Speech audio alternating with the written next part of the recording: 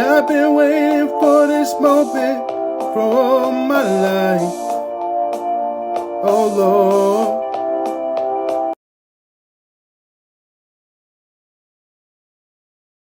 Welcome back, everybody, to another episode of Admit Your Thoughts. As we come to the holiday season and approach the end of the year, we begin to kind of look back throughout the rest of our year and see how things changed, how have we changed, how has our gear and training developed, what things did we do good, and what things can we do better. So I realized, although I've included them in other videos in passing, we've never really done a deep dive into my general purpose rifle setups, and kind of what they are and why I have them set up the way I do. This is going to be a dedicated G.P.R video where we're going to talk about just the rifles and the setup and kind of why my thought process went that way. So we're starting off with my general purpose AR pistol. This guy here was one of the first ARs I ever put together. You can probably guess why once I start telling you about the description. So this is a palmetto upper and a palmetto lower. Bought them years ago, couldn't tell you which one to be honest. But this guy is, again, one of the first AR pistols I've ever put together. It's really where I learned and began learning what quality things are, how to swap stuff out, what I want to swap out for rifles, what I need, what I don't, and kind of go from there. So starting in Grand Thumbs fashion, this is my Yankee Hill resonator can. This guy here is a 30 cal can that actually sits on the 5.56. It is a little bit longer, so the idea was hopefully to burn up a little bit more of the gases because this thing is really short. So unfortunately, this does get a little gassy while shooting it. I like the Yankee Hill machining cans, one, because they're fairly affordable. They're really reasonably priced, but they're just simple ratchet-ons, and the sleeve comes off on here to where it's a monocore can, and you can just take the sleeve off, and comes off to where it's basically a covering that you can clean really easy. The muzzle device that they send you, it is, put my hand behind here so you can see it a little bit better, it is a really good muzzle brake. It works very well as a muzzle brake, but it's one of those things that you don't really want to be on the left or right side of. So I like running this thing suppressed pretty well. As far as the light mount, flip this over so you guys can see that a little bit easier. This is a simple Magpul cantilever mount with a 1-inch ring. I think it's a 1-inch ring. It's basically a cheap stream light. It's one of their pocket EDC lights. It's a couple hundred. I think it's about it's either 400 or 600. I'll have the notes over here. 400, 600 lumens on this guy. Runs off a AA battery, or you can run it off CR123, so it's nice to have those because then I can just swap out whatever I want to run. Then, moving back a little further, I have the angled foregrip. I just like to have the angled foregrip on here for that. It's very comfortable in hand. So you notice one of the things I'm missing is iron sights, so I don't have any iron sights on here. I know that's a big taboo in the prepper world, thing like that, but you know, it was a big personal battle for me as to whether or not I needed iron sights anymore on this guy. I've ran iron sights on this for a long time. I basically had a Daniel Defense set of iron sights that I ran here on fixed on here. I've ran the Magpul flip-up sights. I've done a series of backup iron sights. And basically what it really came down to was I've had the same Romeo red dot from SIG on here forever, and I've never had an issue with it. And I've even tried shooting targets with it off, and kind of just centering a target within the circle. And to a certain distances, you can realistically make hits on a man-sized target. I'm not saying you're going to hit A-zone, but you can hit the target with the battery off, just running off of the target being within the circle of the reticle. So it's kind of interesting to see to see that. Plus, with these battery lives being measured in years, with shake awake, things like that, the odds of the battery dying really are not that great, especially if you keep up on swapping out your batteries. So I've kind of just switched this to no iron sights. I may put them back on in the future, something like that, but usually now whenever I have the set of iron sights that run here, kind of rotate to each new gun that I get that may or may not have sights on it until I can upgrade to a red dot or LPVO, something like that. So moving back a little bit further for the bolt carrier here, you may be able to see that. For our bolt carrier here, this is a bootleg bolt carrier. So this here, this little notch, you have an S and you have a U for suppressed or unsuppressed. So you can actually, this is just a swap out bolt carrier that I would swap out for you, but YouTube would get mad at me. That you can basically just take a screwdriver or anything that fits in that slot and switch it between suppressed or unsuppressed to control how much gas you're bleeding off of your gas system. So whenever I run the suppressed, I can just run it into the suppressed position and it won't be as gassy. So this thing is still pretty gassy, and I've got a long way to go to make this a little bit better as a suppressed AR pistol. Runs kind of hard, but it definitely helps with that bolt carrier. Again, that's a bootleg bolt carrier. Check those guys out. I'm not sponsored by them or anything, but it's just a rad thing. So I really like that. Again, it mitigates a lot of the gas out of this. I do have a couple videos I'll post somewhere around here on the top that you can see me shooting this. I should have some B-roll footage rolling in the background here. And you can just see kind of how gassy this thing is as a shorter gun like that. It can get pretty gassy pretty quick. So I try to mitigate that as best as possible. Now, you've heard me harp before on here about the red anodized parts. This being the first ever gun I built, I definitely had my season of red anodized parts. So I keep this, this is a Timber Creek 45-degree offset safety that I have had on here since I built this. And I kind of keep this as a reminder of where I came from. So it still works. I haven't had any issues with it, but the bright red anodizing, it's kind of cringe, and definitely just lives as a reminder of what could have been had I not learned any better. And then in the back, I've got a simple SBA 3 brace. Thank goodness we're going to have those back again. Not that they ever left. And then Magpul sling. So with this, it's a nice compact rifle. I can run the shorter suppressor. I'll show you in just a minute that I have running on the Daniel Defense. I don't run the longer one on the Daniel Defense rifle because it's already a 16-inch gun, and this makes it a super long musket. Being shorter, I can get away with having a bigger can on it. I can run the shorter can on it. It is a little more gassy at that point. I will probably at some point in time maybe look into getting some flow-through cans. Haven't got there yet, but they seem to be the bee's knees when it comes to mitigating gas. So that is in the future. Other than that, yeah, just the Lancer mag here, and this thing is a nice little package. I've shot the crap out of this. I've put tons of rounds through it. Had no issues so far, and hopefully it'll keep running along into the future. This does, as far as the trigger goes, I forgot to mention that. Trigger in here is actually the trigger that's in my Daniel Defense. So my Daniel Defense has a different trigger in it, and I swap that one into here. We'll talk about that in a minute, and take a look at that. Quick ad break. If you guys like coffee and you want to support the channel, check out Blackout Coffee. They were awesome enough to sponsor this video. Check out the code that I've put in the description down below. For some awesome coffee, you get 20% off your first order. You can also help support the Second Amendment. They support you, support them, support us, and get a good cup of coffee while you're doing it. At the same time, check out 1791 Gun Leather Holsters for all of your awesome holster needs. We've got some cool stuff coming up from them here soon. So let's get back to the video. So anyone who follows me on Instagram or is a friend of the show, you've seen me shoot this before. I have a Minuteman Readiness Rig video where I kind of talked about the overall idea of having a set rig, and this gun is included in that video. You can check it out somewhere over here if you haven't seen it already. But I've never done a video just fully breaking down the actual rifle itself. So again, going tip to butt, this is the Yankee Hill Machining Turbo K. So this is the shorter version of a 5.56 version of the previous can. Again, ratchets right off. This one I actually have a flash hider, which you can see has got some love there. Definitely a little dirty. See if you can guys get a look at that. This thing gets shot a lot. So this is my, this is basically my life and liberty gun. This is self-defense, home defense, grab and go, whatever you want to call it. This is the one gun, if I had to choose to defend my life with, it's going to be this guy.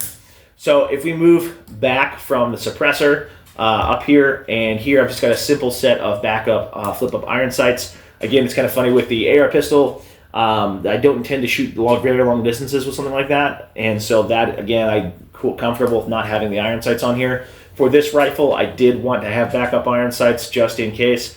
Old habits die hard, and they were already on here, and so whatever. So with that, on the light, this is a Surefire 600 Scout, or M600 Scout. I've got it Scout mounted with my pressure switch right here, 1000 lumen light. I do have a video on that. You guys can go check out if you want. I've got a Magpul bipod on here as well. This really helps if I'm getting down to the prone when it makes those accurate shots at distance. Foregrip right here. This is one that comes with the gun, a Daniel Defense foregrip. Funny thing, if you actually own a Daniel Defense, if you've ever bought one, you'll notice they put them way on at the end here. And every time when I sold guns, people were always wondering if there was some kind of secret guru way for that being that way. And there's not. It's just it's way easier at the end of the production cycle to throw this on way at the end of the gun than it is to try to fiddle with it back here and make it fit in a box. So there's no secret. That's it. I do have just a little simple bungee, a little cloth bungee here. I'll sometimes wrap my sling into when I get it all folded up nice and just kind of rip away.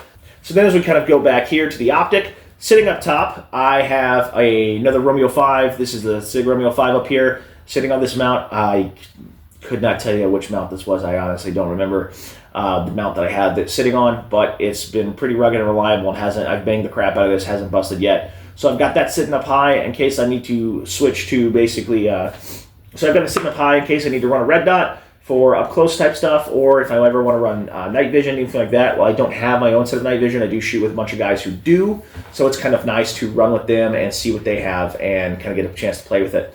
So then, again, this is a 1:6. It does have an illuminated reticle. It's a simple crosshairs.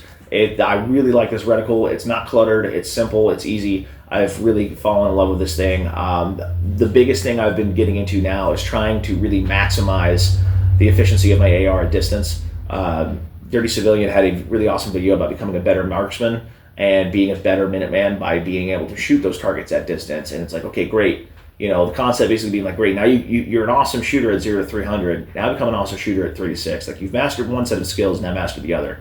The distance game is definitely not my world. It's very new to me. So getting into this and really learning my dope and things like that, and kind of really getting into the distance shooting with this has been really awesome.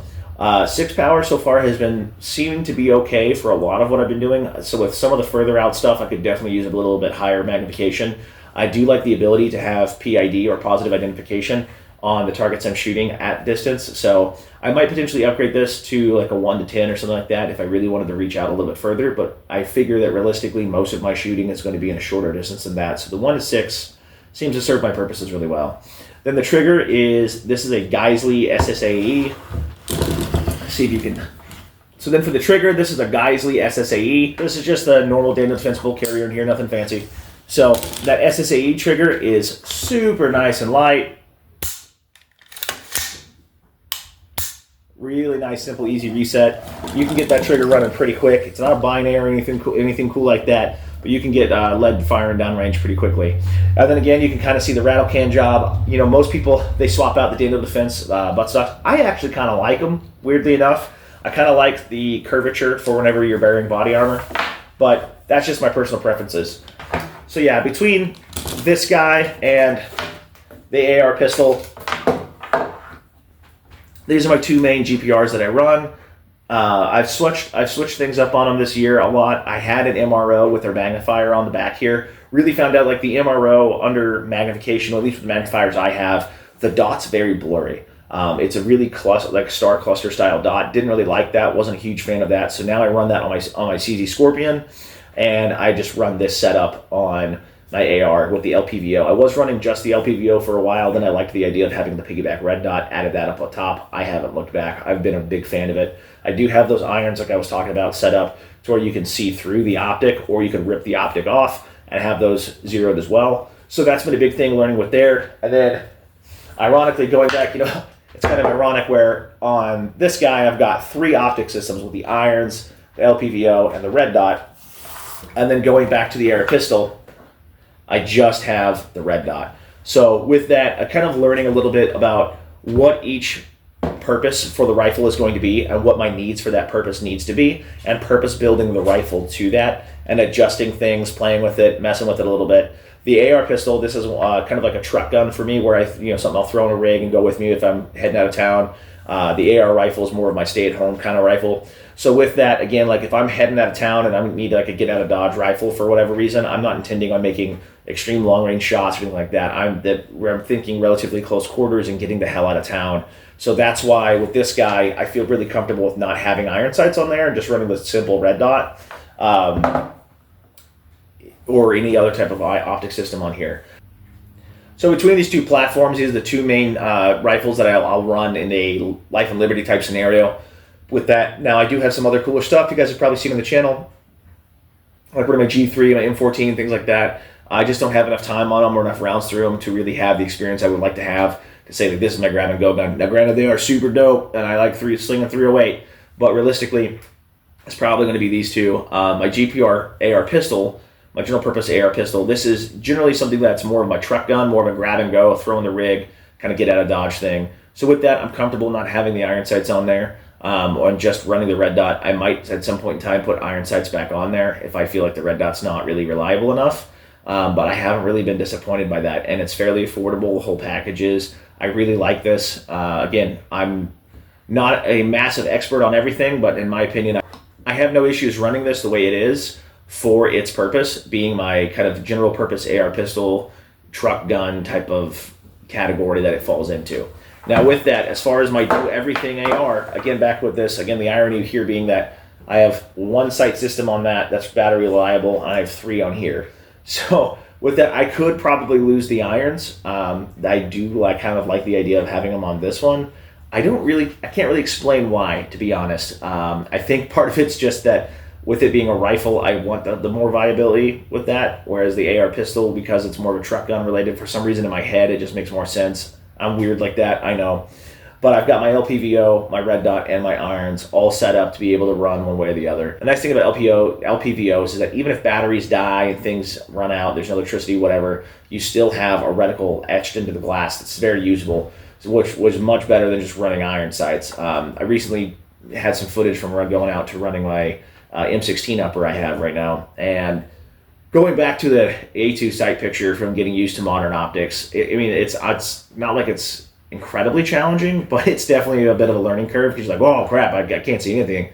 So it's a little bit interesting to go back to just stock iron sights again. So with these, again, I feel fully confident and comfortable with these. I've put tons of round through them. I've ran my 22 conversion kit through both of them. They both run really well with their normal ammo. They both run really well suppressed, and they both run really well with the 22s. So the going back to the suppressors, like I was talking about, now the Yankee Hill machining, I do like to run the shorter one on this guy just because it is so long overall that if I add that longer 30 cal can, it's just so much bigger. It's a front heavy and kind of little unwieldy. So putting it on the shorter gun though does make a little bit more sense. Now if I know I'm going out of town and I can't bring both with me, I will then at that point take the shorter can usually and throw it on there and just kind of figure, okay, it's gonna be a little gassy. If depending on what the scenario is, if I'm really confined to space. Generally, I do like to have the longer can with me just because it is gassy, like I said. And there should be some B-roll footage, like I said, rolling through here of me shooting both these guns as we're talking. But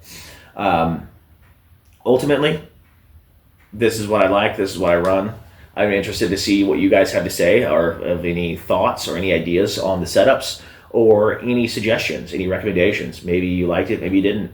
If you guys have any questions about what's on here, where to get it, things like that, hit me up in the comments down below. I'll try to answer those best I can. And as always, guys, you've been awesome. Have a Merry Christmas, and we'll catch you on the next one.